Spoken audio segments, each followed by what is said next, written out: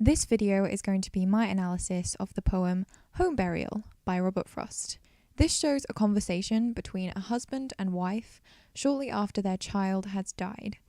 It highlights their different methods of grieving and their lack of understanding for each other's coping mechanisms. It is this miscommunication and lack of empathy that causes the love between them to fade and their relationship to fall apart.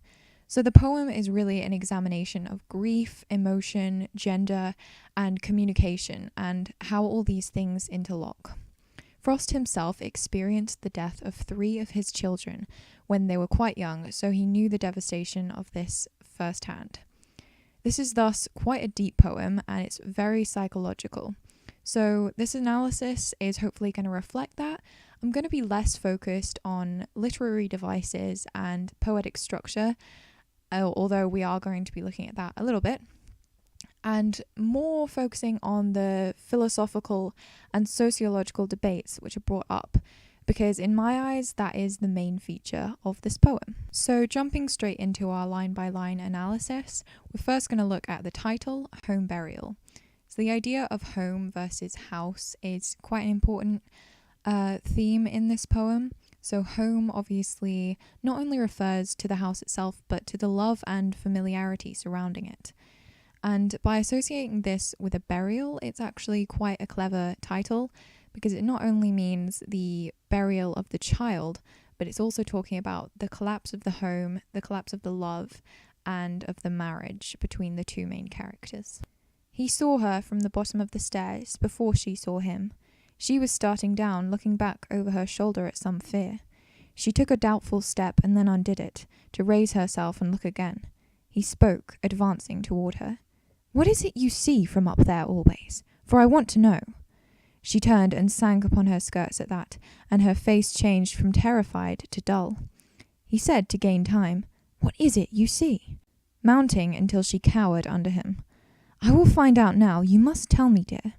She, in her place, refused him any help, with the least stiffening of her neck and silence.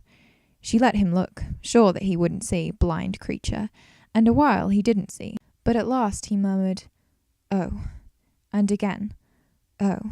The most interesting thing in this stanza is probably the use of the stairs to represent power. So she is at the top of the stairs at the beginning of the poem because she has the most power, because she has the superior knowledge. However, he sees this and he mounts until she cowers under him. So he consciously switches the power balance and he learns her secret because of it. This is also quite a physically threatening move from him, so that gives an insight into the man's character and the lack of love in their relationship. The way that the wife is feeling fear immediately establishes how the house is not a comforting, homely place for her anymore. Then we're also introduced to the theme of miscommunication.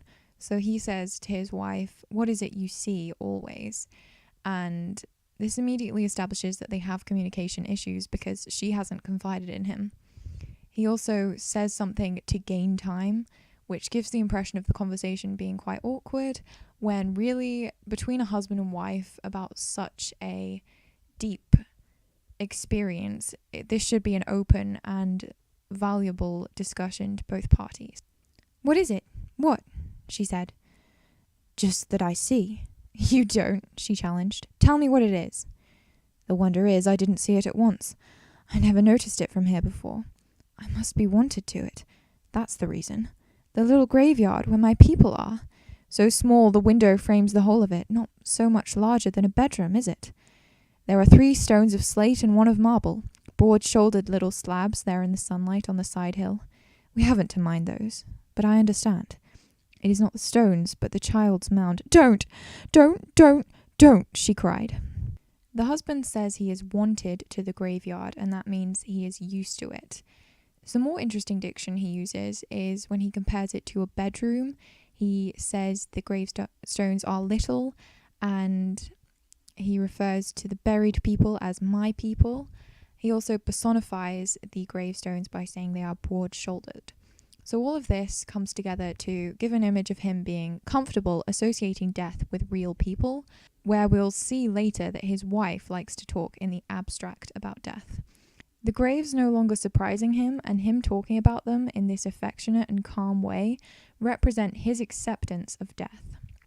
My people imply that this is his family home, not hers. So his acceptance of death here also serves to juxtapose her emotions. He is comfortable and at home here, whereas she feels trapped and scared, and quite alienated, really. When the wife cries out, don't, that is indented. So this is basically used to really emphasize how she interrupts him and draw attention to her strong emotions, because this being one line means that there's loads of stresses in this one line. So we can see that it's a very intense moment. She withdrew, shrinking from beneath his arm that rested on the banister, and slid downstairs, and turned on him with such a daunting look, he said twice over before he knew himself, "Can't a man speak of his own child he's lost?" "Not you! Where's my hat? Oh, I don't need it. I must get out of here. I must get air. I don't know rightly whether any man can." "Amy, don't go to someone else this time. Listen to me. I won't come down the stairs." He sat and fixed his chin between his fists. "There's something I should like to ask you, dear." "You don't know how to ask it." "Help me, then." Her fingers moved the latch for all reply. The wife withdrawing and shrinking shows how she feels trapped both physically and metaphorically by the home and by the marriage. She says, "I must get out of here," which shows that she's trying to escape both of these things. The way that the husband said twice before he knew himself again highlights the bad communication between these two. He's repeating himself and he's not thinking through his words. Another example of this is how the wife says, "I must get air. I don't know rightly whether any man can." So the dashes show her stilted speech and how she's preoccupied.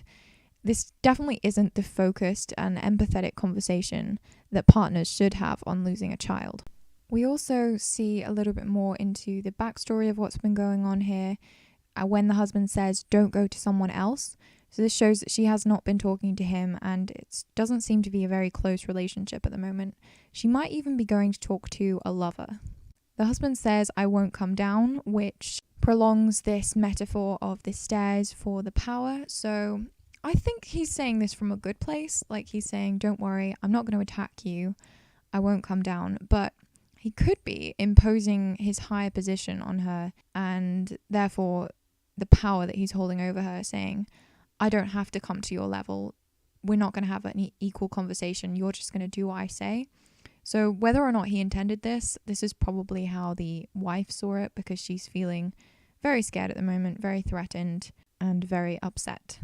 One more thing I find really interesting about these lines is the way that the wife says, "You don't know how to ask it." So it seems they're actually aware of the fact that they have communication issues, but they don't have the skill or the willingness to work them out.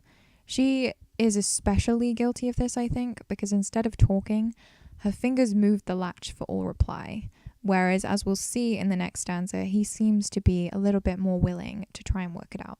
"My words are nearly always an offence. I don't know how to speak of anything so as to please you. But I might be taught, I should suppose. I can't say I see how. A man must partly give up being a man with womenfolk. We could have some arrangement by which I'd bind myself to keep hands off anything special you're a mind to name, though I don't like such things twixt those that love.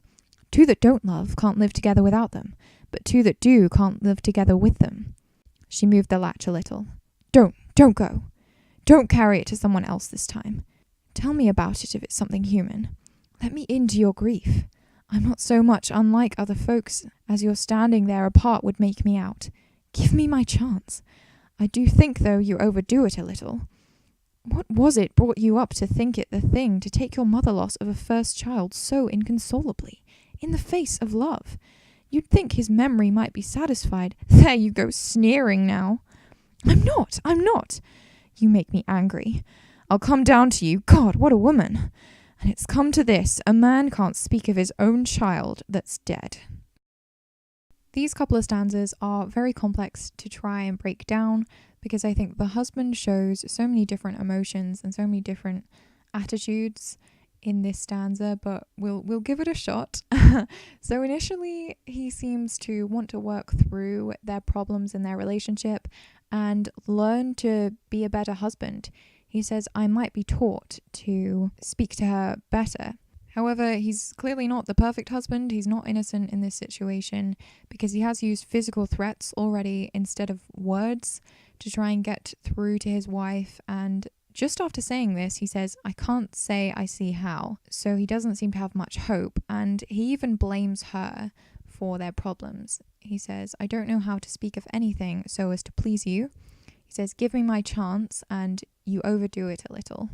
Then we see him say, a man must partly give up being a man with womenfolk. So he sees his inability to express himself as a male trait. And this obviously creates a division between them because he talks about women almost as though they're a different species. And this also serves again to blame her or blame outside factors taking the control out of his hands. So it shows how he seems to be giving up, even though he just said that he wanted to work on it.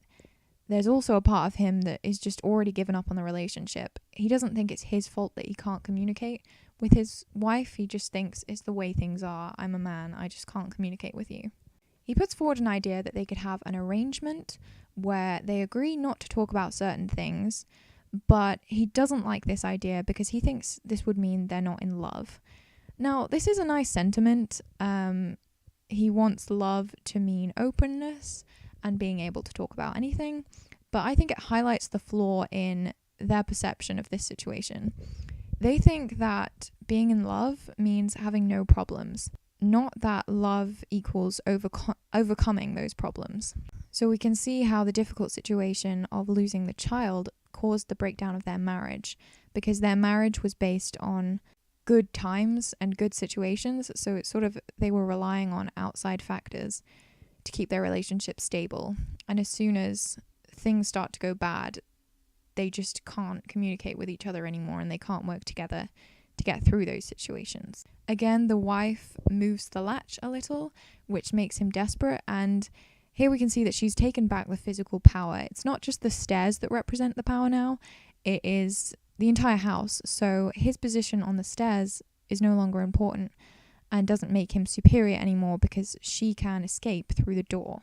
So it's just really interesting use of space in the poem. His line, you overdo it a little, again demonstrates how he seems to be trying to reach out to her, but he's not doing it very well. He keeps creating walls between them. And here he implies that she's acting her grief, which is obviously extremely disrespectful. It's almost like he's taunting her, which contradicts with the love he showed her when he said, we shouldn't have this arrangement where we don't speak about things because we're supposed to be in love. So you can just see that everything he says is contradicting itself and he just doesn't know where he stands and it's just all a mess. He also says, what brought you up to think what you're thinking? So this is said in anger and it's probably quite a rash thing that he's saying, but I think it does reveal something deep about the character. It reveals his attitude towards gender. Now, we should remind ourselves here that gender is a socially constructed concept, whereas sex is the biological concept. They're not the same thing.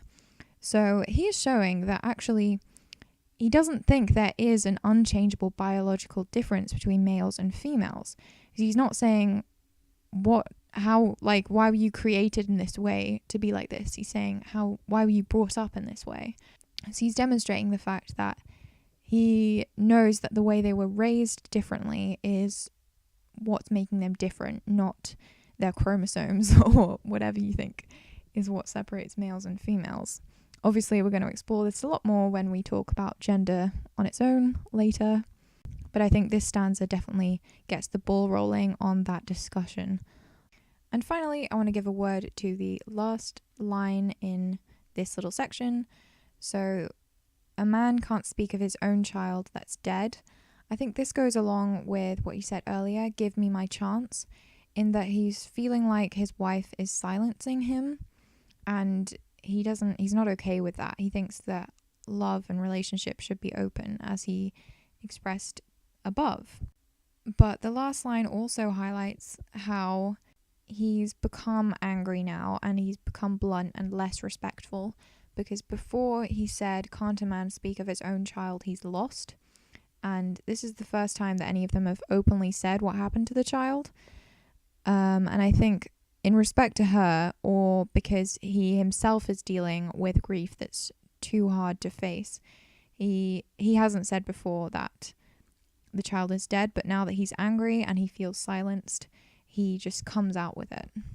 So we can see how emotion is swaying both of them and making their discussion very tense, and they'll probably be saying a lot of things in this discussion that they'll regret later. You can't, because you don't know how to speak. If you had any feelings, you that dug with your own hand, how could you? His little grave. I saw you from that very window there, making the gravel leap and leap in air, leap up like that, and land so lightly and roll back down the mound beside the hole. I thought, who is that man? I didn't know you. And I crept down the stairs and up the stairs to look again, and still your spade kept lifting. Then you came in. I heard your rumbling voice out in the kitchen, and I don't know why, but I went near to see with my own eyes. You could sit there with the stains on your shoes of the fresh earth from your own baby's grave, and talk about your everyday concerns. You had stood the spade up against the wall outside there in the entry, for I saw it. This is the first bit of extended speech from the wife character, Amy. She immediately shows that she's just as presumptuous as her husband. She says, if you had any feelings. So she thinks that just because he doesn't express his emotion in the same way she does, he's not feeling any emotion. She also assumes that his action of digging the grave meant that he didn't care about his dead child. And this highlights how the fault of both parties in this poem is that they fail to recognize different ways of dealing with things. For him, physically laboring and laying the child to rest next to the rest of his family could have been his way of coping and accepting the death and paying tribute to his child. The alliteration of the L sound gives the impression of the woman's words rolling over each other, and it just plays into the idea of her being very emotional, I think. Then there's the image of the man going into the kitchen. The kitchen is obviously typically a cozy and communal place in a home, but it has become stained to her by him going in after the burial. He also put his spade at the entry to the house, which means as soon as she enters, she's reminded of what happened there. And this imagery represents how she feels alienated from the entire house, and she feels that the home is stained all over. I shall laugh the worst laugh I ever laughed. I'm cursed. God, if I don't believe I'm cursed. I can repeat the very words you were saying. 3 foggy mornings and 1 rainy day will rot the best birch fence a man can build. Think of it! Talk like that at such a time. What did how long it takes a birch to rot to do with what was in the darkened parlour? You couldn't care. The nearest friends can go with anyone to death. Come so far short they might as well not try to go at all. No, from the time one is sick to death, one is alone, and he dies more alone. Friends make pretence of following to the grave, but before one is in it, their minds are turned and making the best of their way back to life and living people and things they understand. But the world's evil. I won't have grief, so if I can change it. Oh, I won't.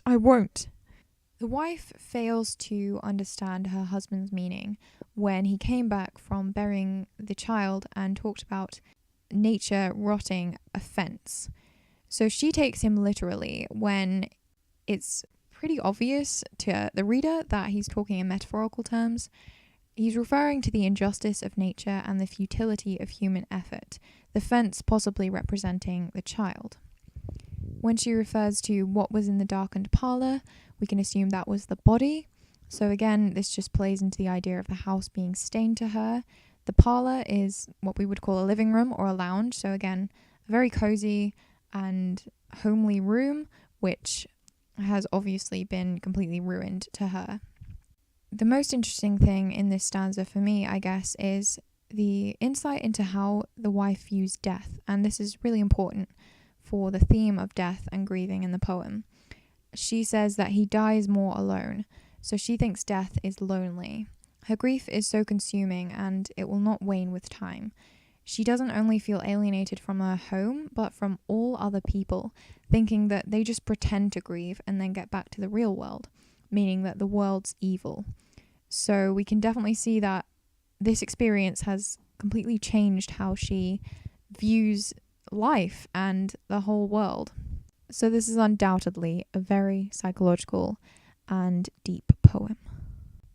There, you have said it all and you feel better. You won't go now. You're crying. Close the door. The heart's gone out of it. Why keep it up? Amy, there's someone coming down the road. You think the talk is all. I must go, somewhere out of this house. How can I make you? If you do. She was opening the door wider. Where do you mean to go? First tell me that. I'll follow and bring you back by force. I will. The way that the husband says that the wife has said it all and now she should feel better is him oversimplifying her method of dealing with grief, which is to talk it out. Just like she oversimplifies his method of physical labor, digging the grave, to deal with the pain.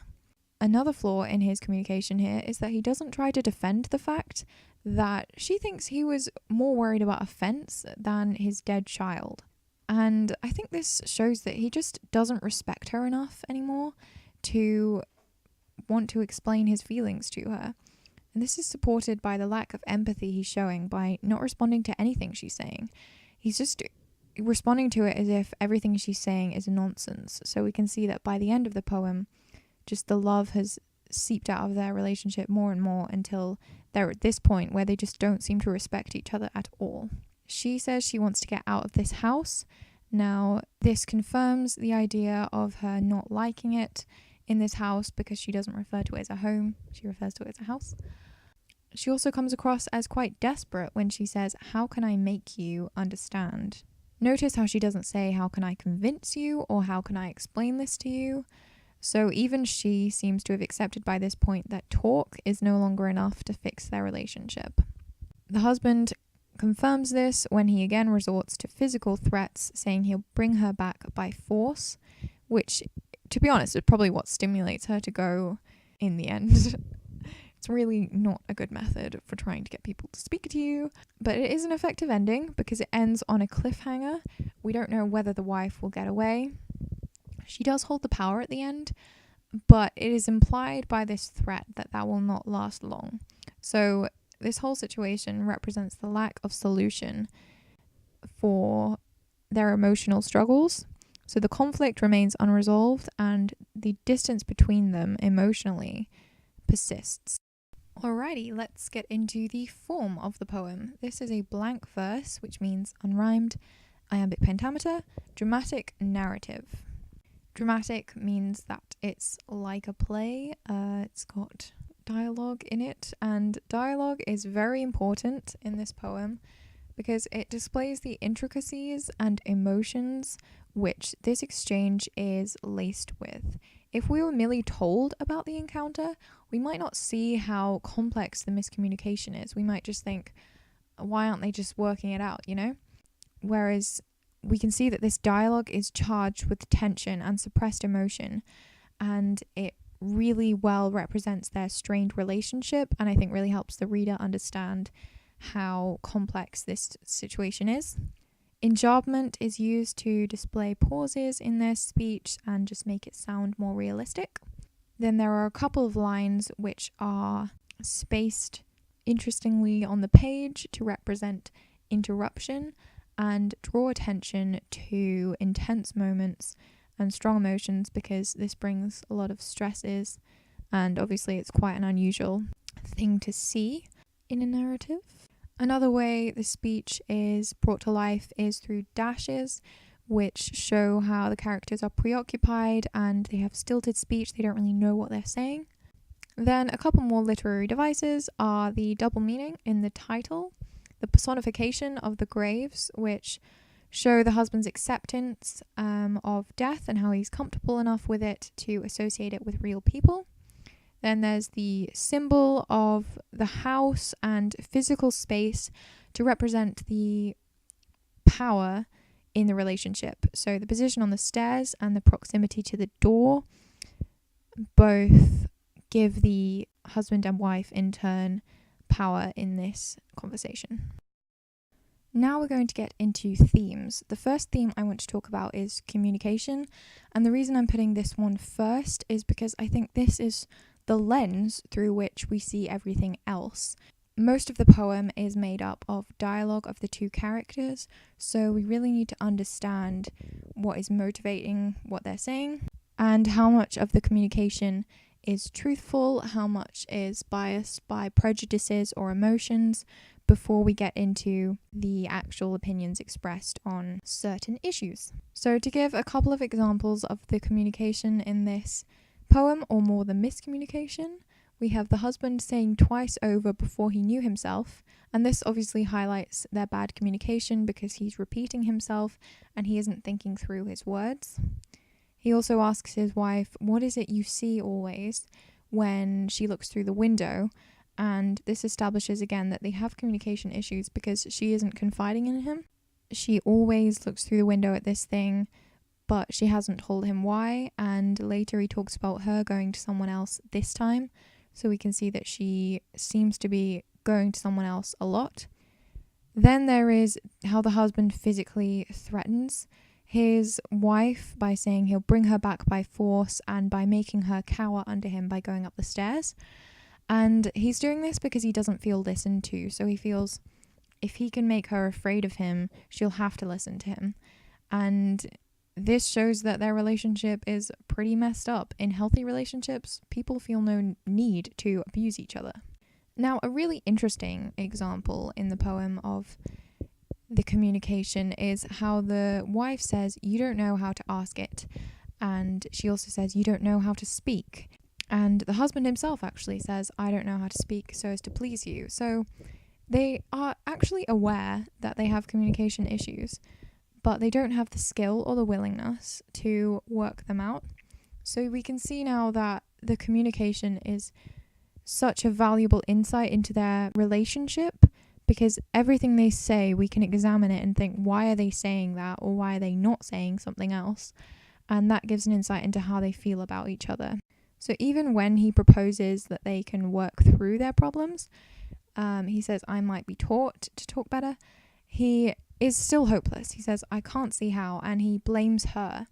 He says, "I don't know how to speak of anything so as to please you. Give me my chance, and you overdo it a little." And he expressed, when he talked about their arrangement, that they could be silent about certain things, that he does not like the idea of not acknowledging certain things, and he doesn't think that silence is a quality of a loving relationship. So their miscommunication really ties into the health of their relationship. Now, if we get into more things that are just implied within the poem, we can see through patterns that the wife reads a lot from her husband's physical situation. At one point she says, "There you go sneering." So she thinks she can read his emotions from how he acts. He, on the other hand, is more direct. He says, "You make me angry." So he's not thinking of it in terms of metaphors or, just pointing to an expression and alluding to an emotion. He likes to just say it how it is. "You're making me angry." So this reflects how he thinks talking is important and it is what will solve their issues. He says, "There, you have said it all and you feel better." Though he does resort to physical action, that's sort of a last resort, or something that he only does when he can't control himself. So he says, "First tell me that. I'll follow and bring you back by force." So you can see, first of all, he says, "Tell me it," and then he threatens to follow her. Whereas she's sort of given up on the idea of them talking. She says, "You think the talk is all, I must go." So discussion isn't enough for her anymore. She doesn't believe in communication, I suppose, to work out their issues. She does go to talk to someone else, but I think that the amount of strife between her and her husband has just become too much, and she doesn't think they can talk to each other anymore. So because the husband is usually quite open and quite blunt in the poem, and I would say he speaks too much rather than not enough, the fact that he said nothing direct about burying his child is a really powerful moment, and it proves that he truly did feel grief. He only directly refers to the child being dead when he's angry. Before that, he says the child he's lost, and after it, he says the child that's dead. So I think from this we can gather that usually he doesn't like to admit that the child's dead. So there is some underlying emotion there, even if he has trouble expressing it. So in terms of who communicates better in this poem, I would say that there's no person who communicates better. I think that the husband is better at understanding his wife's grief to some extent, or at least wanting to comfort her and wanting to make it better. But the way that he goes about this is where he is at fault. When he tries to express his love for her or his desire to comfort her, he keeps messing it up. He says, "My words are nearly always an offense. I don't know how to speak of anything so as to please you." Whereas the wife has quite good demand of diction, but she dodges the truth and doesn't try to build bridges between them, instead putting up walls. So I would say he has more willingness to make the relationship work, but less ability, and she has less willingness but more ability. Next, let's look at the theme of home. So a key subject in this poem is the difference between a house and a home. A home is somewhere full of love and familiarity, whereas the house is just the physical building. The wife only refers to it as a house, and she makes many moves throughout the poem to escape it. To her, the house is stained with fear and sadness about her child's death. We can see when she comes down the stairs, she feels fear because she sees the grave out the window. The kitchen and parlour are usually homely and cozy areas in a house, but they remind her of her dead child, and even the entryway has a reminder of her child. So even as soon as she enters the house, she can't escape the bad memories and the pain that it reminds her of. Whereas the husband seems to find more comfort within the home, he uses the metaphor of a fence for his child, and a fence is obviously something that makes you feel quite safe and quite secure. He also compares their mini graveyard to a bedroom, and he's quite affectionate when he talks about it. So what does all this serve to do in the poem?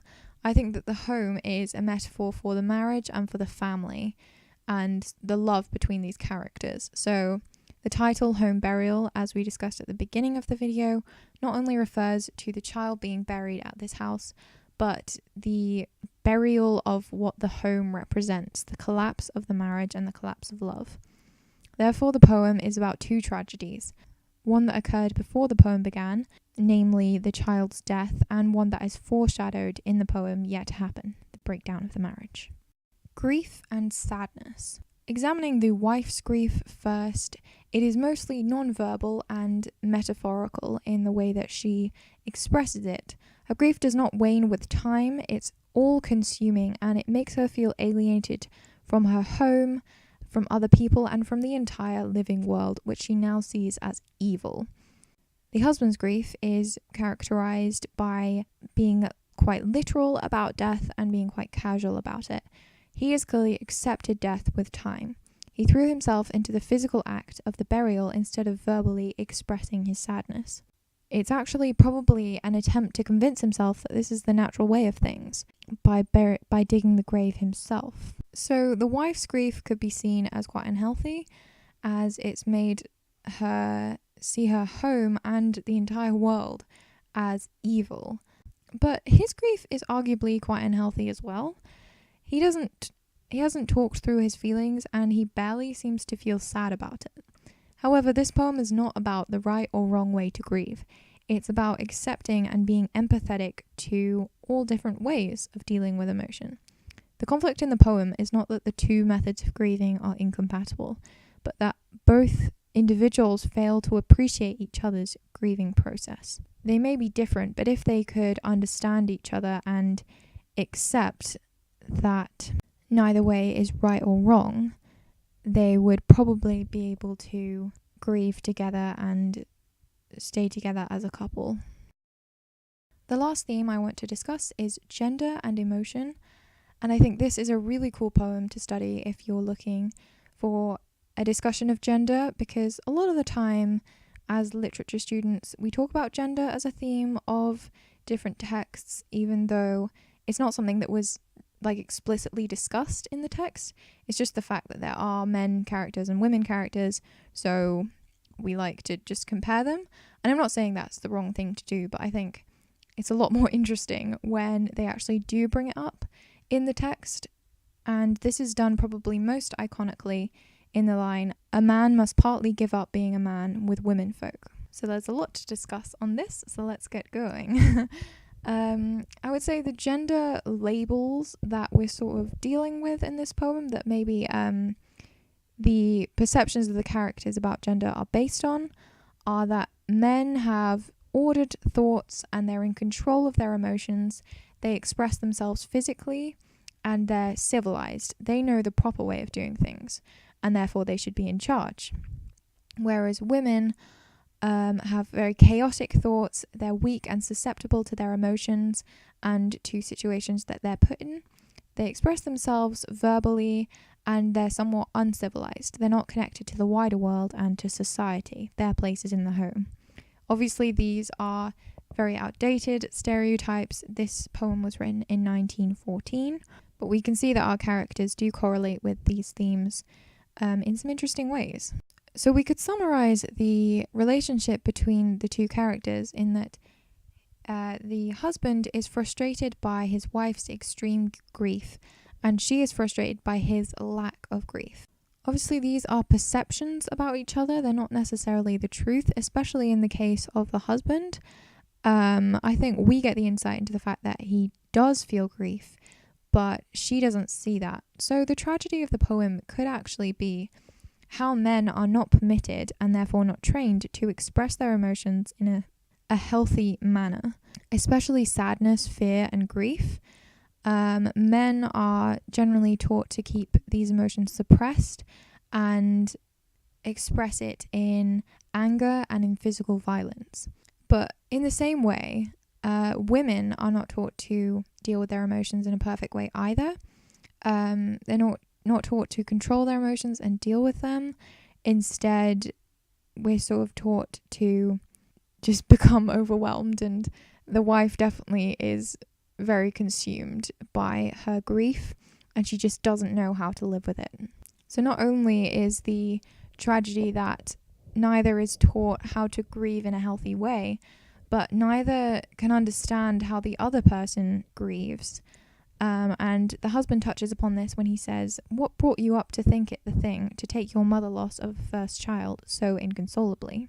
This demonstrates how they were both raised into these modes of being, and it's very hard to imagine a way of processing information that is different to the one you've always known.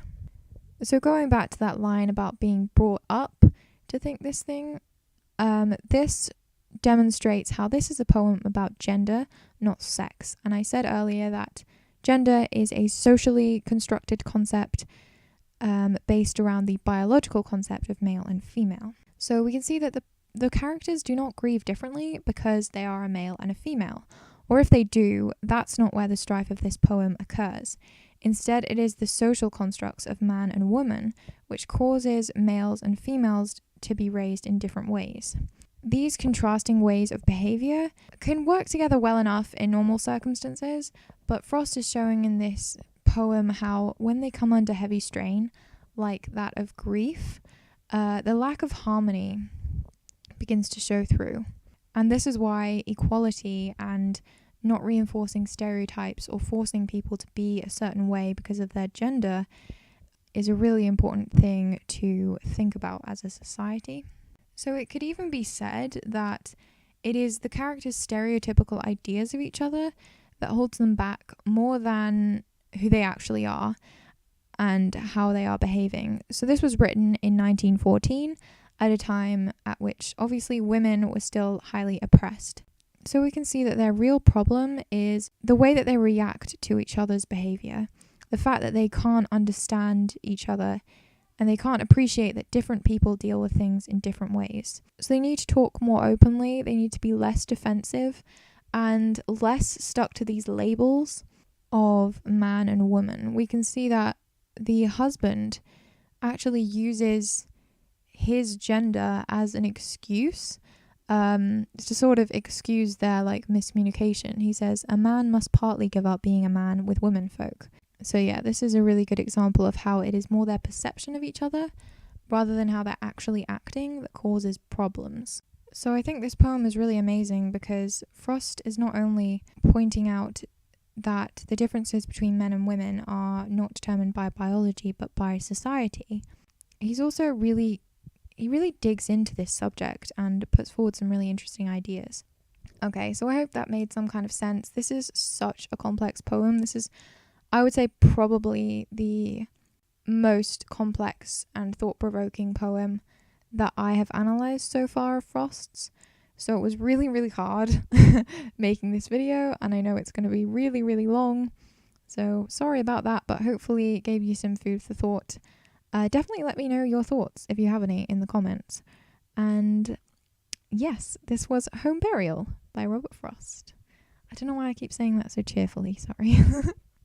Home Burial by Robert Frost. Bye.